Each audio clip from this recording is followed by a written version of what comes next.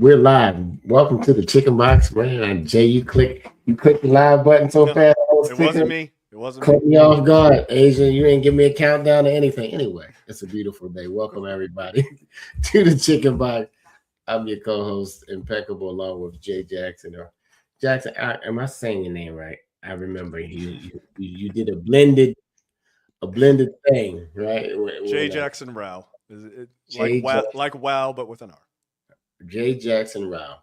This is the Chicken Box. If you've never been on here, it's powered by the Afro American newspaper, the oldest family owned black media company in the country, heading to 134 years this August. Happy birthday, Black business, Black media company. We created a chicken box back in during the pandemic. It was going to be live, but this is a place where you speak your truth.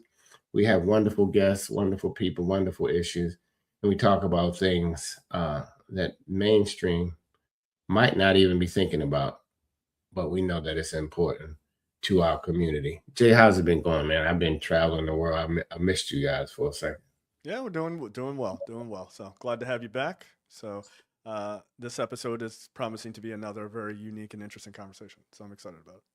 Man, it is black people versus systems. We haven't had the verses in a minute. Like, let's bring verses back. Black people versus systems. Who stole my innocence? Man, that can go a lot of different places. I mean, we have a special guest, actually. There's a book out there, if you haven't heard of Who Stole My Innocence.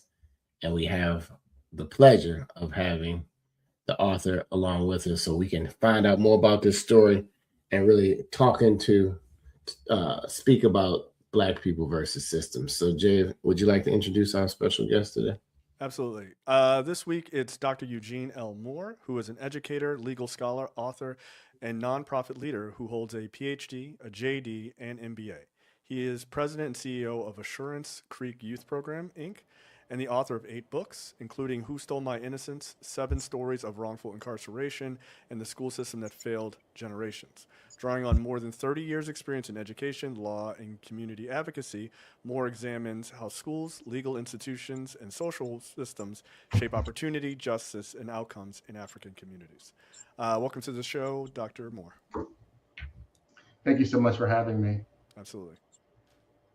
Dr. Eugene Moore, it is a pleasure to have you on the chicken box. We'll get into it later, but he is now a family friend. He's part of the family. So we gotta show him some love, guys, and congratulations on just graduating from law school as well. So he had, when they say more degrees than the thermometer, he has them. Matter of fact, they're gonna have to create a new thermometer for him. But in short, man, what inspired you to write this book? Because we're gonna talk about the book. Because I mean, we could talk about you for like 5 shows, but let's let's get into black people versus the system, versus systems, and your book, Who Stole My Innocence, which my wife just gladly dropped on my desk. Awesome. So I think that as it relates to the book, I had the fortunate ability of going to school for so many years, 18 years in post-secondary education. And I was volunteering at a state prison, and I met someone there that was innocent. And I realized that all the education that I had, all the classrooms I taught in, there was nothing I could do for this particular person. And that person had a similar story to some of the stories that are featured in the book. An accusation that was unfounded, legal maneuvers that were made to suppress evidence. And as a result of that, still currently in prison for nearly 30 years. So that was my inspiration. Wow. Hmm. Well, We know it's it, a we know it's a lot of that. Go ahead, Jay. Jump in. no. What I was going to say is that is certainly a reason to be spurred into this work. And so I guess let's start with you. Um, After 30 years, you worked in education, law, and community advocacy.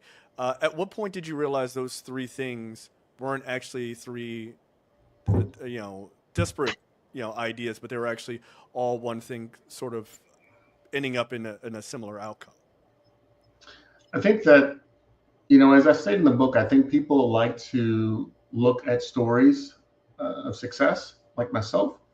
And by doing that, I then believe that we've made such leaping changes, over the past, several years.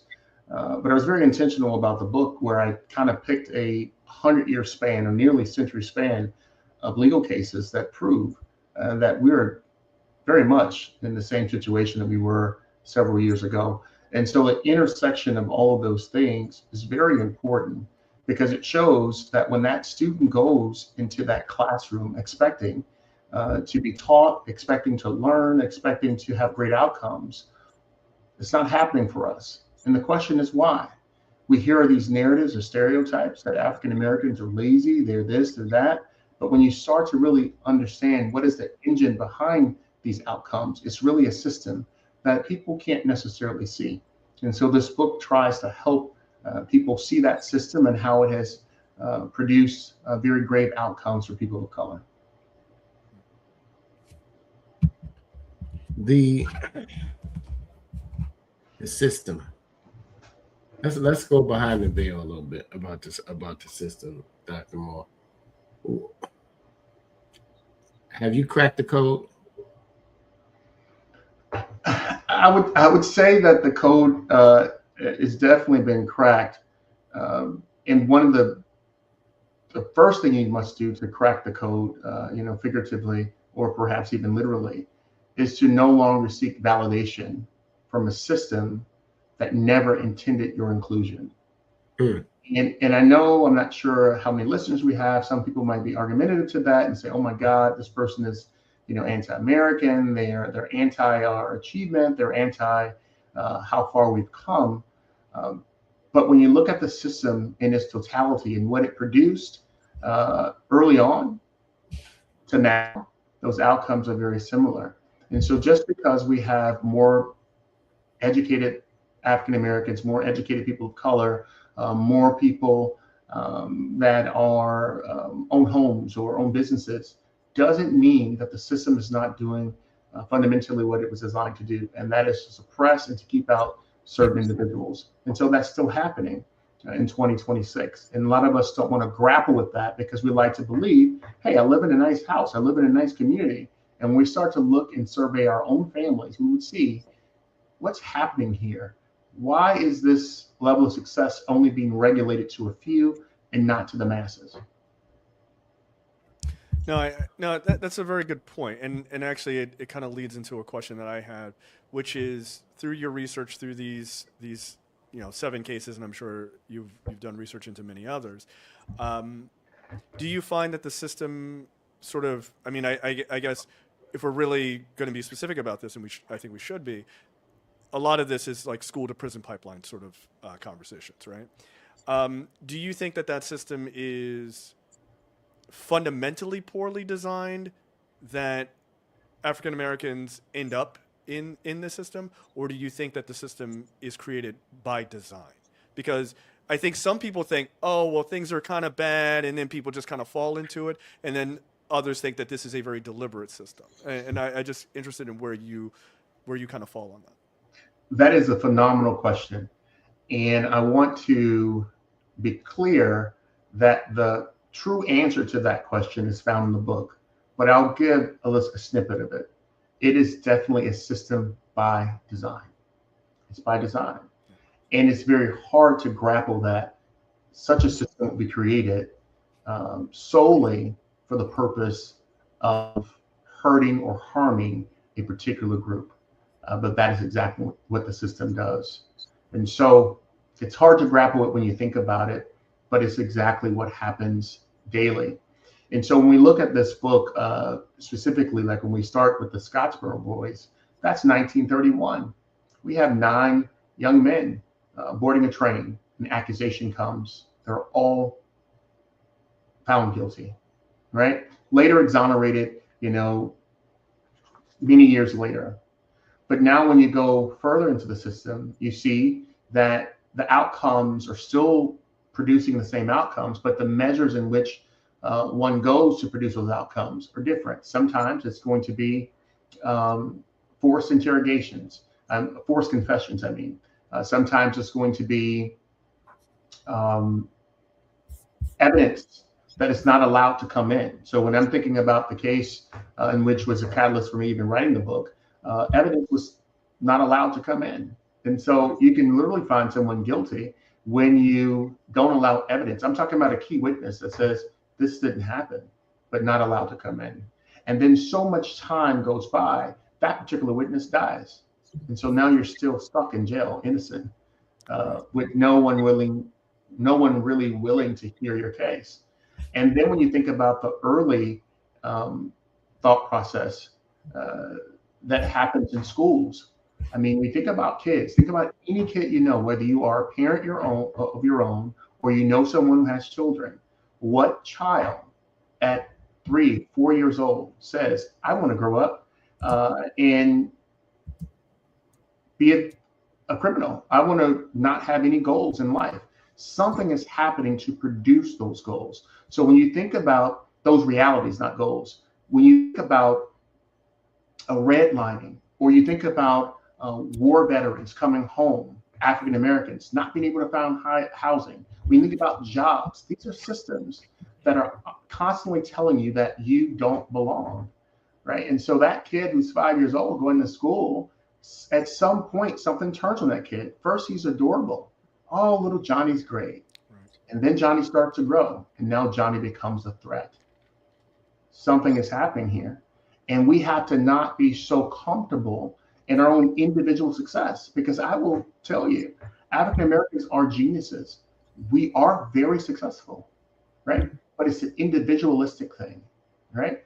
So we can look to the Oprahs, we can look to the great people who are billionaires, but what's happening in our communities around this great nation? What's happening, and why is it happening? Right. Just quickly, and then I'm going to pass to my co-host. Sorry, but I just want to tag onto what you just said there. I do think that there is a level of quote unquote rugged individualism that exists outside of our community that is kind of pushed as that, like, that is the way in which the country should work, and Black people have never had that ability to be that way, right? We cannot all be separated and all be total individuals and then all succeed on our own. It just fundamentally has never been that case. And I do think, to your point, if the system is designed to kind of pick people off, and I do think it's purposeful, by the way, like, it's designed to pick people off, the only way that you fix that is a collective understanding of what's going on and working against it. But if everybody is on their own, right, it's easy to kind of separate people and just remove them from the system and then put them into this pipeline. I mean, a very famous quote by I forget his name, but it's basically the idea is, if Black people turn their back on the country, they will die, right? And that's true, right? We have to be cognizant as a community of what is going on. To your point, so I appreciate that. Thank you. If you just tuned in, guys, this is Black People versus Sisters. We have a special guest, Dr. Eugene Moore, on with us, talking about his book, Who Stole My Innocence, which you can find where, Dr. Moore? Is it all places? Wherever books are sold. So it's on Amazon, Barnes and Noble, all online retailers. You said the code is inside the book. You know what I mean? Like, but everybody's not going to read the book, and everybody's not going to watch this. And you didn't do it to sell books. You put it in the book to unlock minds. Like, I'm trying to twist it out of you. I already have the book, but you never know who it's going to help, and I think that's why we do a lot of things, because you get a chance to. We're not God. We're not going to help everybody, but the people that we can influence and come and inspire, come in contact with. If I had to, sorry for my interruption, if I had to kind of give, like, hey, what's a key tenet? How do you operate within the system? How can you be successful in the system? All right, let's go there. The best way to do that is to die to validation of a system that never intended for you to be a part of it. See, social media is a phenomenal tool. It's a phenomenal tool. It's a phenomenal tool for businesses. It's a phenomenal tool for the the founders of Facebook understood, hey, listen, we want to make connections with people that we haven't talked with in years. I mean, it's a great thing of bringing people together, but it also inherently can keep you extremely distracted. You can desire to want to have Fendi, Gucci, all the name brands, all of these different things at the same time while your community is suffering. And because you can afford that bag, that home, that or this, you think that things have changed. And you start to realize that you're more of an anomaly than the common standard. And so I think that if you want to truly buck the system, for lack of a better term, then you must suspend your notions of validation from a system and create your own table. I agree 100%. The good book, which I'll say to me is the Bible, said the poor will be among us always, right? And the question as an African American community, and this is what the Afro has championed for 133 years, is what kind of difference are you going to make? Because according to the good book, the poor are always going to be with us. But that doesn't mean that we don't get a chance to change the mindset, because you don't have to be poor. I agree. You don't. Right? You don't. I mean, you don't have, like, because we have so many stories. I mean, I have friends from the projects to the pulpit, from the projects to the boardroom, from the projects to CEOs, to great leaders in school system, you know, to principals, you name it.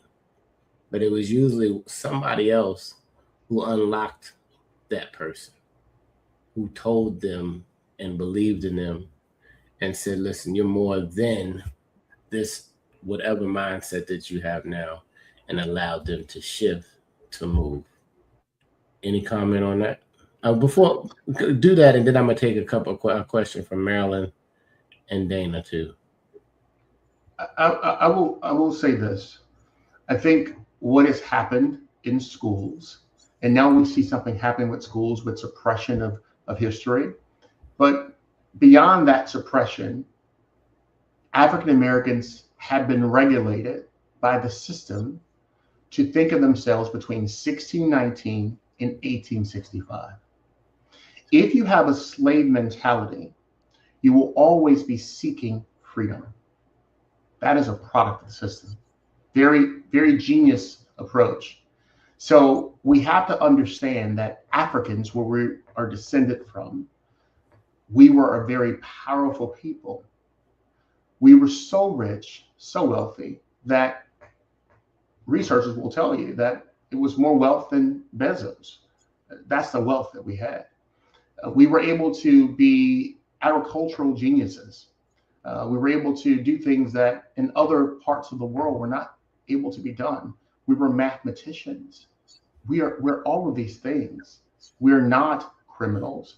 We're not poor dads. We're not single mothers. We're not those things. These are things that they report, right? And if you report it long enough, you'll begin to be regulated by the system, and your desires and wants will be contingent upon what the system offers to you. So if I have you in a community where there are food deserts, you have no access to fresh fruits and vegetables, but yet I then tell you that Black folks have type 2 diabetes.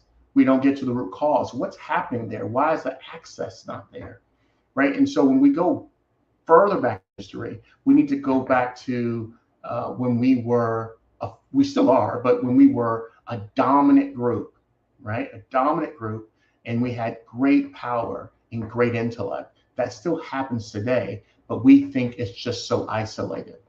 And so that's what we need to do. Well, let's go to Maryland, and thank you everybody who's chiming in. Put in where you're from too. We'd like to know where you're from. No, I think this one. Yes. Maryland has a lot. Go ahead, Maryland. I mean, Dr. Eugene. Should we have stayed separate as a people? Is Maryland's question. That is a great question, and that is, kind of the ideology between Du Bois and Booker T. Washington. I think that it parallels to what some people say compliance, right? If we just comply in a traffic stop, things will work out for us. We just need to comply. Well, history has shown us that compliance is not changing it. And so when you think about Black folks being separate, building their own, history will tell us that in those instances, things were destroyed, right? Communities were burned to the ground. And so that doesn't mean that we can't do those same things in modern history, but it's understanding that we need to have enough wealth, enough power, that even if opposition comes, we can withstand that opposition. Because we hear about communities that were burned down. What about the communities that were burned down and then resurrected again and then still thrive and are still here today? So we can't allow the system, which is always going to react to our excellence, to make us not continue in the same vein of excellence. So even when we receive opposition, we still must resist. And so I believe that whether it be separate or integrated, whatever you choose to believe, I think you still have to make sure you are not succumbing to validation from the system, because the system cannot be reformed. A reformed system means that we're going to reform it and change some elements of it. The system needs to be eradicated in order for us to really get some traction as far as true equity. We talk about equality. I can put a Black person and a white person in the room, but that doesn't mean they have the same level of equity, the same chance, the same level of opportunity. So it's beyond that. It's much more deeper and sinister than just that, than equality. Does it reverse if the room is different? Say it again. So does it reverse if the room is different? Meaning a Black person and a white person are in the room interviewing at the Afro. Does it change? I think the when you have a diverse room, it's always better. So one thing about law school, and I'll be very candid here, when you have Black people studying the law, we are able to bring some things to the conversation, that our experience lends to how we will interpret that law or interpret that statute, right? And so when you don't have diversity in the boardroom, you don't have diversity in all of these things, the outcomes won't be the same. See, the system likes diversity of money. They love the fact that Black people spend billions of dollars, but giving them access is what the system does not really account for. So those are things we have to understand, that it's important to be in the room. It's important to be authentic in that room as well. So oftentimes when we get success, we start doing things that we typically, maybe perhaps our money or our access didn't allow us to do. But I'm not upset about people doing things and taking elaborate vacations, having a yacht. None of that means anything to me. What matters to me is that when you're on that yacht, when you're on that prestigious golf course, such as Tiger Woods, you have to tell the story about how they didn't want you to play on that golf course, because that's the story. If you don't tell that story, Tiger Woods, then what's happening there? We have to tell the story. Right. It's truth without context, right? Yes. And I've long said, truth without context is basically a lie. It's kind of meaningless, right? I want to talk. I want to go back to the wrongful incarceration aspect for a moment. I don't think wrongful incarceration is just a legal failure. It is, but I don't think it's just a legal failure. It's also a community wound that doesn't really heal when somebody gets out, right? You hear someone's been in jail for 30 years for a crime they didn't commit. They give them, here's $1 million, on your way, right? What does that reentry look like to you for people who get out and aren't getting what they receive? What are they missing that they should be receiving when they get out? That too is a phenomenal question, and I think that is a whole nother tenet that needs to be further explored, because nothing really is new. Okay, now for those who are believers, they'll find this in the Bible, right? Nothing's really new.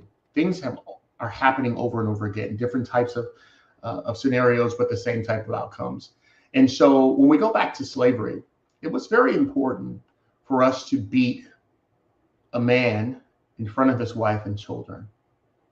We had to show that he was powerless. History is unyielding. It tells you that people were mesmerized by the stature of Africans, by their physique, by their look, and their strength. And so we have to break that, both physically and mentally.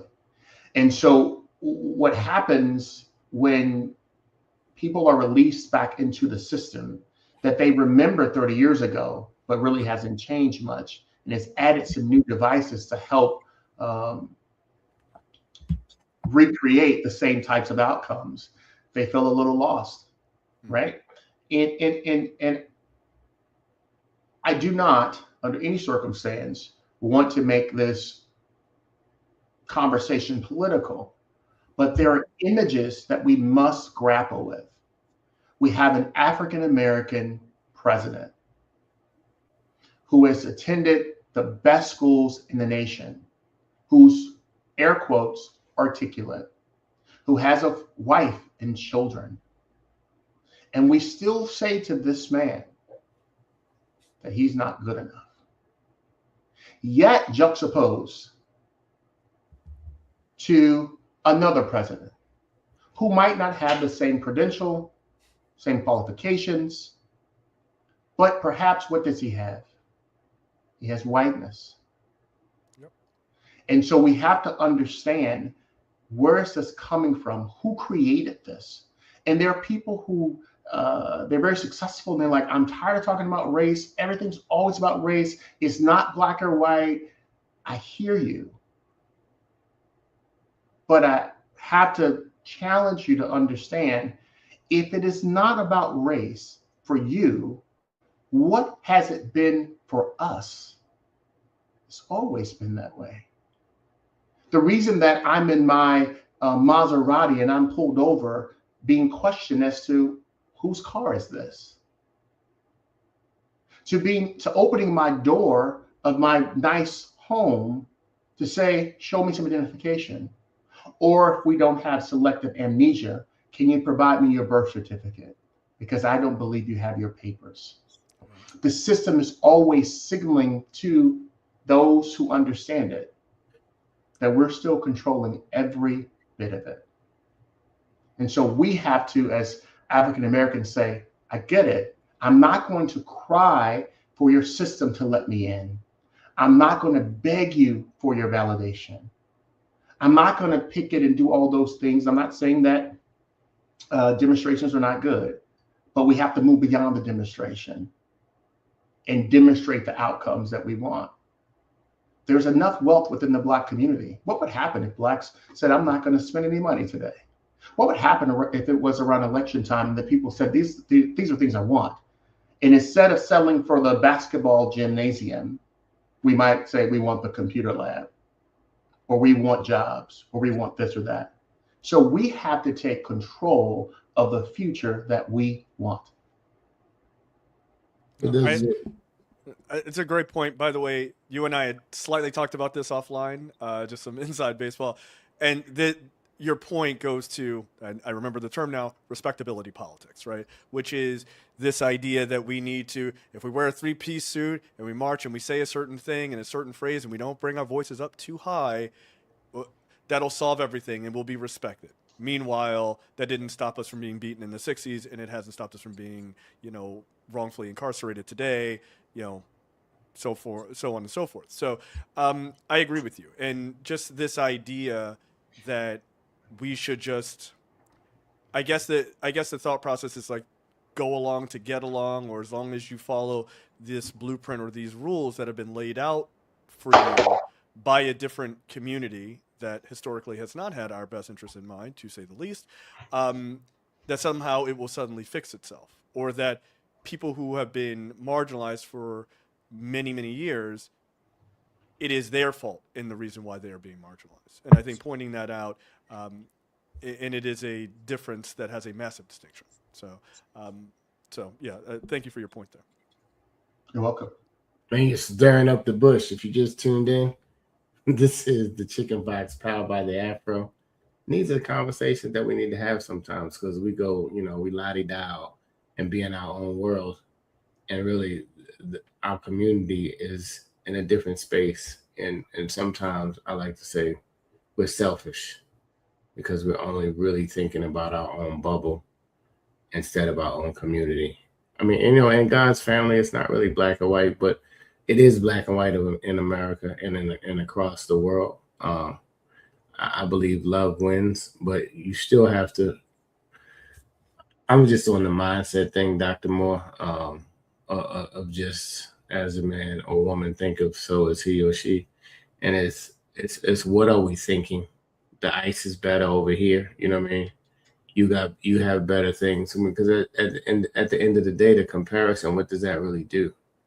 Because everybody was created who they are individually to operate, and it's usually the people who are jealous and are in fear who have created these systems. These are basically fear-based systems that are instilled, because my granddaughter, when they're in nursery school playing together with their white friends, they don't really have that yet until somebody implants that seed in their brain that black people are bad or something. You agree with that at all? I agree. I mean, I think it starts that. Yeah, I mean, I think it starts in the households of the parents, and then it just keeps duplicating throughout until you have an experience that breaks that. It's always very it's always a risk that you take when you mention names of individuals, because people have opinions of those individuals. So whatever you say after you mention their name, it could be lost. But I'm going to take a leap of faith here and mention two names. LeBron James is notably one of the best basketball players that has ever played the game. Now, this is not the time to say if he's a GOAT or not, but we can say that he is one of the best players that has ever touched the basketball. And if you think about what was happening to him in his youth, growing up, playing ball, they labeled him before he ever stepped foot into the NBA as the king. He was a phenom. But the moment he began to talk about his identity, his belief system, he needs to shut up and dribble. Yep. We have to understand the system is always going to autocorrect, even its greatest success stories. So we have to understand, are we going to buy into that? Or are we going to say, let me keep moving forward in fighting for justice? Because if you buck to the system, if you succumb rather to the system, then nothing changes. And most of us, we will succumb to the system because it's paying us a fraction of the money it has and the money that we're owed. Mm-hmm. But we're happy because our lawn is well manicured, we have a pond in the back, and we have great neighbors and no crime, right? So we think.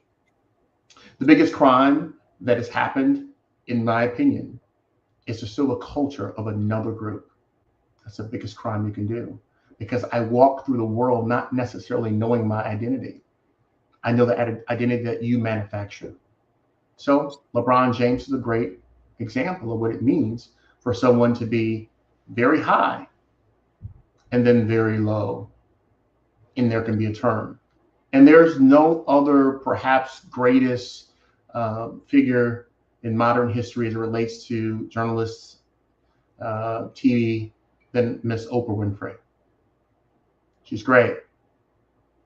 Until she begins to speak on topics that do not align with the system, right? And so it doesn't matter who you pick anybody. If they start to uncover the system, then they will be a casualty of said system, unless they have built enough capital that the system can't necessarily remove them or their influence. And so I believe that I saw somewhere in the chat somewhere, someone said, we are our worst enemies. And sometimes we regurgitate phrases that were given to us. Well, we are not our worst enemies. In fact, we were talking to each other. We were signaling to each other. We were using spirituals to communicate escape. The fact that African American women have a large share of degree attainment, we have success stories, but that success story is always quite manipulated so we can stop trying, right? So when you say that African American women are the most educated sector, yeah, within Black people, but not within the system. That's not true. It's not factually true. So we kind of hang on to these things because we have been taught to not like each other. So I'm going to look at Impeccable and say, well, he has that. Now he has to do one or two things for me to be able to be cool with him. He either has to share or I have to be better than him, right? And if I can get neither one of those two, then we're at odds.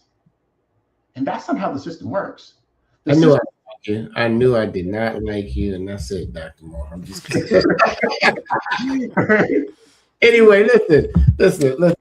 Thank you, everybody who's commenting. This is the Chicken Box, powered by the Afro American newspaper. If you just tuned in, this really needs a part 2, 3, and 4 of this conversation as we peel the different layers of the systems. Because when you look at all of the other groups, the Korean, the Jewish, not the Hispanics so much, but those other groups who've carved themselves out, they do what they want to do inside there and inside their group for their people, and it's never any problem. But as soon as we even whisper that we're coming together, it's like it's ready to be an uprising all of a sudden, all over again.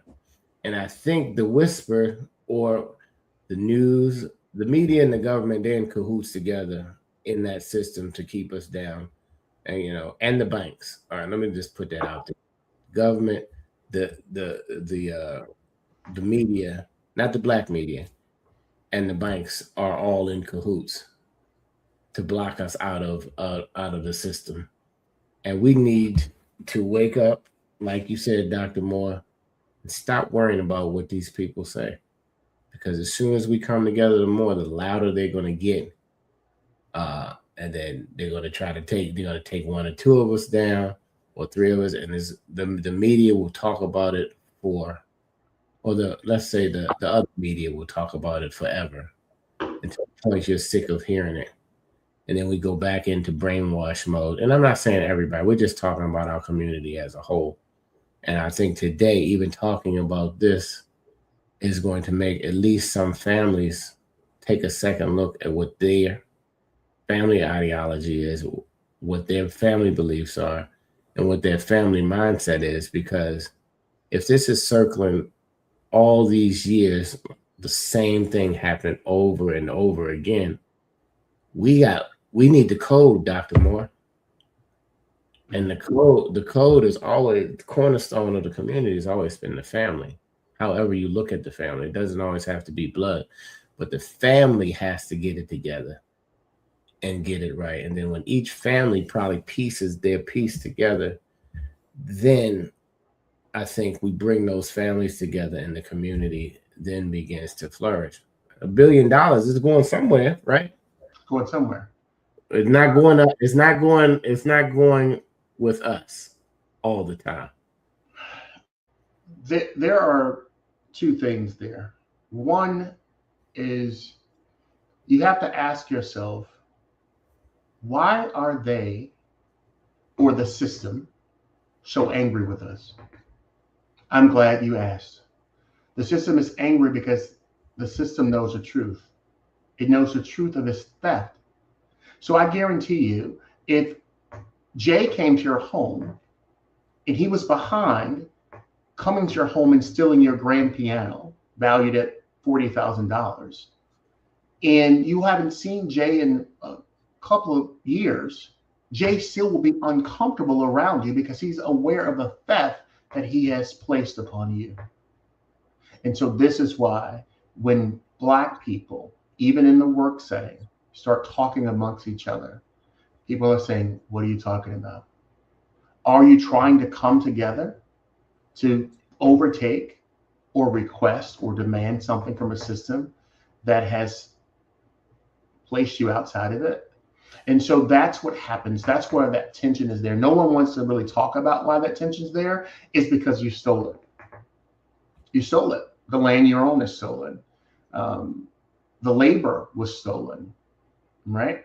And so if we're talking about it, for everyone's in different sectors. We're talking about higher ed. We're talking about the private sector. The same thing happens. If a Black person has a lot of credentials and they're applying for a six-figure job, the people have implicit bias. They'll say, why do they want this job? Right? Why do you want this job? So now I've done the things that you told me to do. I've gotten the degrees, I've gotten the experience, but now you're saying I lack experience. Now on the reverse of that, let's say I'm trying to climb and I'm trying to get to that experience. Then you say, I don't have enough experience. Where does that work for us? So that means that we need to have places like Afro, companies that are designed to spread the truth, to do justice, to do what I would call is right by God, but everyone doesn't believe. But by doing that, you're going to slowly start chipping away at this system because you're going to have a body of work that's going to withstand the test of time. Be it whatever you make, and I know we might lose some people by me even making this statement, but I'm going to make it. I guarantee you 100 years from now, we will be talking about Donald J. Trump. 100 years from now, we'll be talking about Oprah Winfrey, though. I can give Black folks the same amount of money as their white counterpart, and why is their story being suppressed? So it's not just a race thing. The system is so intricate. It's just race, it's class, it's access, it's so many things that's coming together as one. And I think that the race talk sometimes gets us distracted. If I was willing to pay you $100 million contract, and I don't particularly like Black people, would you take the job? Like, people don't understand business. Like, I don't need you to like me. I need you to pay me what I'm worth. We're looking for people to like us and to validate us, and that's where we lose every time. Well, I was about to say, I'm taking that 100 million. You hear me? I want you to take it. I want you to take it. And I want you to. But it allows me to impact and help, because you really can't help anybody else until you're doing well yourself. Because the person on the street who's homeless and hungry, they really can't see anything but homeless and hunger until those basic needs are met. And if we don't have the foundational income to even help those basic needs, everything else is like background noise until those needs are met. Anyway, man, this conversation is getting fantastic. We have a little bit of time left. We're on the Chicken Box, powered by the prestigious Afro-American News. And we just called it the Chicken Box. If you're from the Baltimore area, I didn't say that earlier, you know what a chicken box is. It's 4 fried wings with salt, pepper, ketchup in the box, and some potato wedges or French fries. And we call it in Baltimore half and half. Other people call it Arnold Palmer, but it is the same thing: sweet tea and sweet lemonade. And if you're hungry like me, that's where the Chicken Box came from, because we were going to have these great conversations around eating chicken, because we found out whenever you got too mad, you just take a bite of the chicken and you could just woosah for a minute. But you have to take a piece of the virtual chicken now and woosah. But who stole my innocence? Dana Peck, my wife and your classmate, asked the question, what was the emotional difficult part of writing this book? That's a great question. I think that whenever you're writing a book, or even if you're a pastor, the best thing is to place yourself in the narrative. Everything society tells me I should forget. According to statistics, me having a PhD, a JD, and an MBA places me in less than 1% of people who hold those 3 terminal degrees. When you account for African Americans, it's 0.0000 something. So it's very small. And so society says, Eugene, you've accomplished some things, but I think the emotional toll of the writing this book is going back to my childhood, which is featured in the book. I get out of a car with my mother, and I am stopped and frisked because I fit the description. And because I was always a very inquisitive child, I asked the officer, so who are you looking for? And they were looking for someone that was in their 20s, 30s. I'm 14. How is that? Right? And so even at an early age, I knew that something was happening. My mother played a very integral part, and my grandmother played a very integral part in my upbringing. And that's going to bring up something about fathers too. I'll talk about that in a second. But I always had to play it safe because I wasn't afforded mistakes as a Black person. If I made a mistake too soon and too early, it could cement my future. And so what was emotionally toiling is that I had to go back to a space of trauma in order to bring information to African Americans, to anyone who's willing to accept the information, to say, we're still here. I know we like to believe we're not, but we are still here. And when you think about you talked about this impeccable, probably 5 to 10 minutes ago, about the family unit. Slavery was the whole thing about separating the family. Mm-hmm. And so what do we do with the family? And I'm not trying to create a debate over Black men versus Black women. That plays directly into the system. But what I will say is that in slavery, we beat that man in front of that wife, in front of that child. When that mother had that child, we separate her from that child. Okay. And so now we have a society telling us what success looks like. And we are trying to attain some of the success, but the options for that success are very limited. So we don't have the CEO that we can look at. We don't have all these things in our communities because they have regulated us to ghettos, to urban centers, the new name, right? And so we don't have those things. And now the father is outside the home. The system is applauding ferociously because they understand that if you put the father in the home, the outcomes will be different. Because the single Black mother can produce a Eugene Moore, but Eugene Moore is an anomaly. I will take anomaly over a constant reproduction of success. And that's what a strong nuclear family will do. So how do we appease the African-American woman? The system gives her financial support to operate as her quasi-father in the home. Welfare, WIC, all those different things, support systems. We're the only group that cheers over what it means to be single and independent. And once again, I say I don't like to mention people's names, but I just like to say how the system works. I know I might offend some people because they just love certain people, and I love a person as well. But Beyonce had a great song, All Single Ladies. Last I checked, Beyonce is married to a billionaire. So, not saying everyone should be married, because that's not the debate I'm trying to have here. But what I'm trying to say, that family, when it is disjointed, will produce outcomes, and the system knows it. So we must keep it disjointed. That's a mic drop right there, right? Jay, jump in. We got final words. We got 5 minutes coming up. We thank everybody for your comments. Marilyn gets the comments of the day. Absolutely. Feel free to share. Before I say that, Jay, just feel free to share the little share button, the arrow that goes that way on your whatever thing. Share this link because somebody needs to hear it. Absolutely. I know I needed to hear it. But Jay, last question, then let's get on the box. Okay. So my last question is, this show episode is titled Black People versus Systems, right? Which frames a fight, which I think is a necessary fight, right? Obviously, we've talked about over the last hour, this system is designed specifically to benefit one group and to obviously be a detriment to black people very specifically. Like we don't even need to we don't need to use the hushed tones about it at all.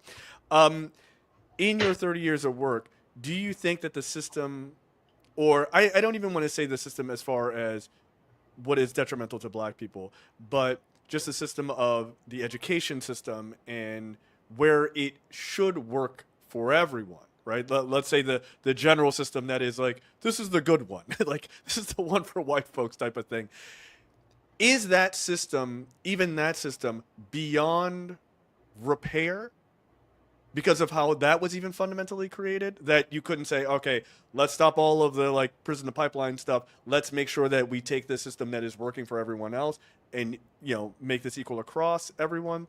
Is the system so broken fundamentally for everyone that it is beyond repair?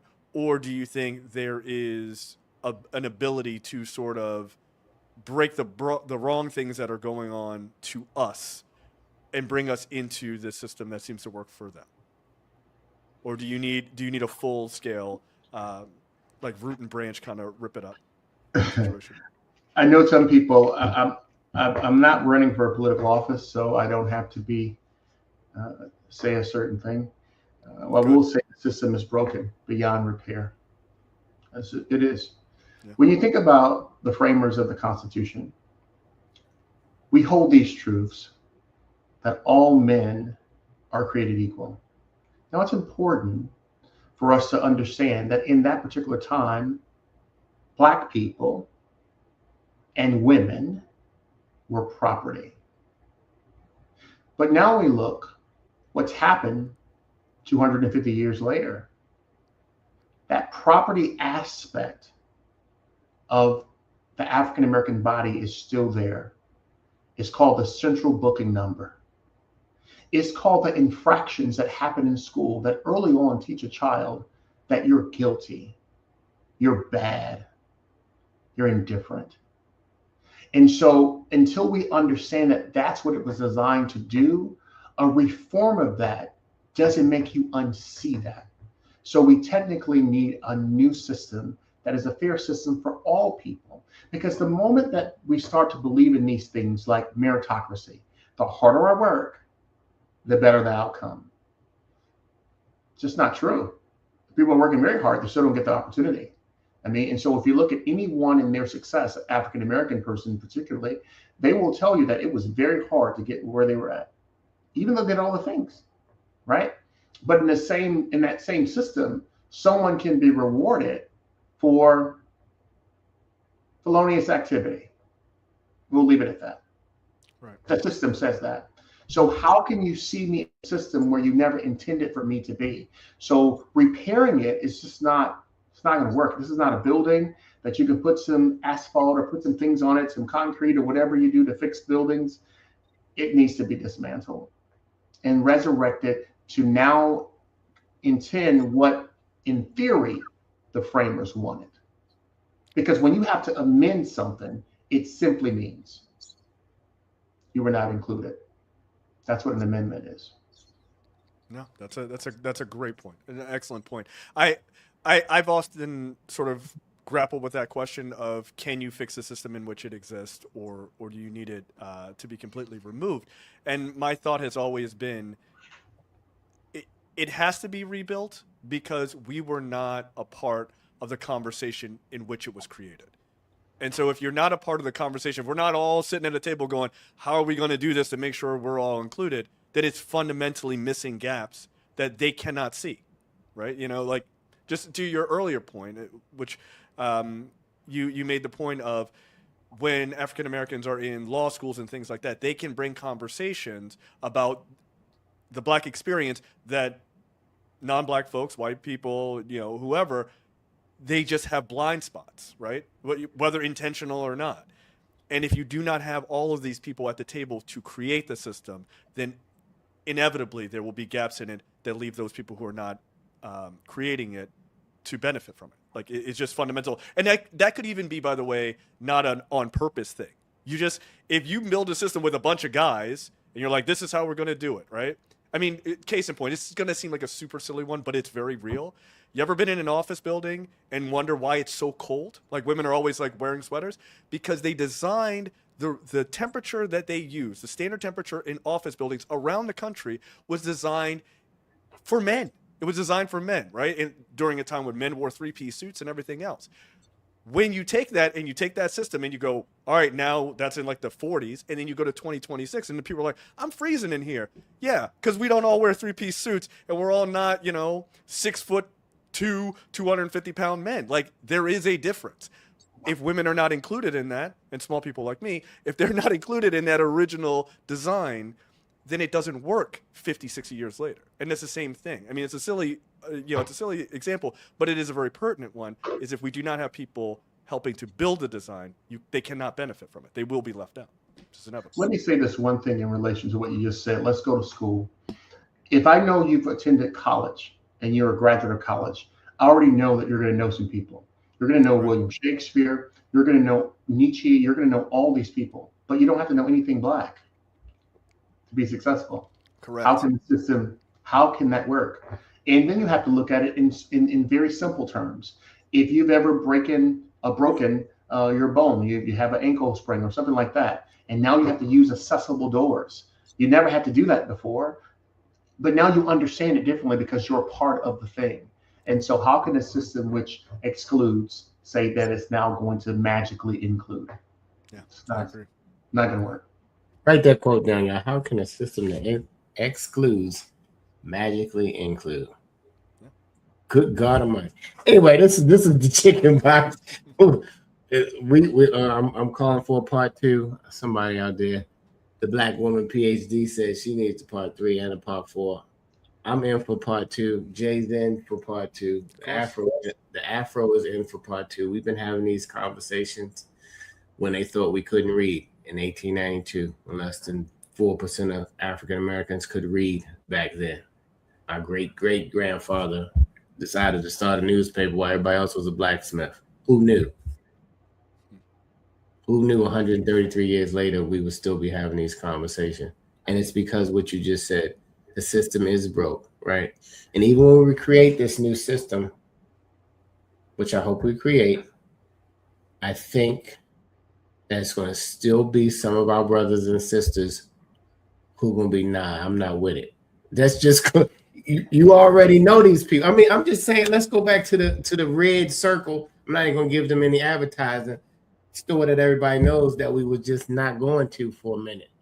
It hurt them financially, whether everybody was with it or not. There was enough people who said, you know what, we're going to not go to this store with the red circle. And let's see how y'all see how that fits your board of directors or your profit margins. And it made an impact. But everybody couldn't lock into the concept. The question is, will we all ever really come together? The question is probably no. But if a core amount of us do, and it's making a difference, I think the ones that don't will change their mind. But if the core never comes together, because maybe you hate who started it. Dr. Moore started this Who Stole My Innocence new system. I don't like Dr. Moore. So now, you know what I mean? He think he all this and that, or whatever else they gonna say about you, Dr. Moore. That's not gonna keep you from stopping it if that's your calling. So is it? No, that's not gonna stop me. Because we only have a small point of time in life. We have that beginning time and that dash. And my goal is just to work in the dash. All right, well, let's work on this new system because I'm tired of talking. I don't care. Anybody know me? I care nothing. I don't even care what nobody thinks. My wife maybe, but to a point, honey. But you know what I mean? I'm gonna be impeccably Kevin Peck for the rest of my life, and that's who I am. Okay, so let's get on the box. Marilyn, Dana, where the brothers at? Desiree. If you look at, I think it's mostly just the three of us. Well, other people listening, not everybody comment. Oh, Denzel, okay. Denzel, we represent for the brothers. If you're watching this live or if you're watching it on a replay, I hope you share it or at least take one thing out of it and at least start to begin to think differently. But Jay Jackson, you're officially on the box. final words on this topic, Black people versus systems. And the great book, guys, go get it. Who Stole My? You said the code is in here, okay? Who Stole My? And they said you want to really, really baffle us? Put it in the book, okay? Hello, somebody. All right, go ahead, Jay. Okay. Well, thank you, Dr. Moore. We really appreciate your time. It was a very good conversation. I thought it went in depth in ways that I personally appreciated. So I thank you for your time. So what like you mentioned you know, people don't have to know about Black philosophers or things like that, but they're if you go to college or you get your law degree or something, you do have to know about these other people. And you mentioned Nietzsche, actually, which I thought was pretty cool. But and it just reminded me of his idea, he's a German philosopher, the idea of the Superman, right? Which is a person who represents, or the Übermensch is the German word, represents an evolved, ideal individual who overcomes conventional societal norms, rejects herd morality, and creates his own life-affirming values. And that, to me, is exactly what you're advocating, right? This idea of building people up, Black people very specifically, who break this sort of these shackles of what we have been told we can be, the max of what we can be. And we have been told that through not just rhetoric, but also through these systems of false incarceration, school to prison pipeline. These things are reinforced, and you are advocating for breaking those. And I think bringing up Nietzsche is exactly correct, which is we do need to understand that we can be more than we are told that we are, and we actually are already there. But we just need to sort of reaffirm that for ourselves and our community. So I appreciate your time. So thank you very much. Thank you so much. Absolutely. I'll hop on the box, Dr. Moore, and I'll let you go last with final words. Black people versus systems. I am going to say that you need to start with a belief system. And really nothing in my mind is going to correct until your belief system is in correct alignment with who in fact created you. Whatever you want to think, whoever created the bicycle, you can ride it all around your lawn and think it's going to cut it. It's not. The system will be the bicycle riding on the lawn, but the people or the creator of the lawnmower, you know what's going to happen, right? Your lawn's going to get cut. So once you really figure out who created you and what system you're going to believe in, because I think the only system, or I know for a fact, the only way that this is going to change is if you lock into God's system. And if you don't lock into God's system, you are going to be the bicycle on the lawn, riding around for the rest of your life. And as Black people, we've been riding around on the lawn and not getting it cut down because we have not, as a whole, put the system to work, and that's God's system. I'm gonna stand on that. It's our channel. Nobody gonna fire me. I'm gonna say what I want to say. I don't want the water cooler and whoever else or the other guys who think we huddling. Facebook, everybody else, we're huddling, okay? Because the system is broken. But I'm gonna stand on God's system, and I listen. You got to do you, but live long enough, and you'll figure out who really created you. So, Dr. Eugene Moore, man, my guy, I call him Eugene, y'all, but I'll give him his propers because when you have the JDs, the MBAs, and all the other things on it, you put the work in. So you honor is due. So if I could stand up in church, I would stand up right now and honor you for your fortitude and how you fight for your family, how you fight for your community, and how you've shown up in the process of everything that you accomplished. And I am on board with the new system creation. Whenever you do the huddle, you just call me. I will be there. So Dr. Eugene Moore, you are on the box, my friend. Thank you all so much for having me. Thank you so much for your work. Thank you so much for your legacy, your generational wealth that you're producing. That's something we can talk about next time. That's really important. But I think that if I had to have a parting word, I thought about it as you were speaking. We have to also forget what it means to be a victim, because the system only creates victims. And we don't study victims. We study the criminal mind. So if someone is going to study the mastermind, then you study the system, and you don't become a victim of the system. And if you don't accept victimhood, then you can be successful. But it's hard for you to be successful when you always feel like that knee is on your neck, that proverbial knee is on your neck. And even though it in fact is, you have to understand that you have the strength to come from under it and change the position. So that's what it means to build a system, because the person who put that knee on your neck never had any intention for you to live, ever. So that's it. Point. Excellent point. So much that it knocked my co-host right off the show. Okay. All right. So thank you very much, Dr. Moore. There he is. He's back. We appreciate your time. And for those listening, make sure you call a senior, as my co-host would say. He's back, so I'll let him say it. But we will see you guys next week for another episode of The Chicken Box. Yeah, this is not a shameless plug. This is a plug. In order for us to keep speaking and to have Black media, we need your support. It's nice to watch us, but for $40, less than 2 Uber Eats, you can have a digital subscription. If you like paper, for $100 a year, you can still get the paper and the digital subscription. Go to afro.com right now, because nobody's ever in 133 years told us what editorials we could write on our paper, who we could talk about, or who we can uplift. And we want to continue that for years to come. Thank you, everybody who has a subscription already, afro.com. Until then, God bless you. Call a senior, send them some food, not from the Red Circle. Oh, is the Red Circle back? Okay, anyway. Send them some food. Go by, bring them something, do a random act of kindness. They love to hear from you besides a family reunion and a funeral.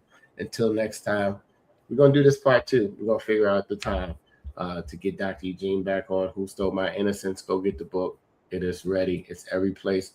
I need an audio version. I'm an audio guy. So we'll talk about that, Dr. Eugene. I might help you out, get the audio version done. Alana says she has hers. Got you. All right, get the book. Until next time, guys, have a great day. Thank you. Talk to you.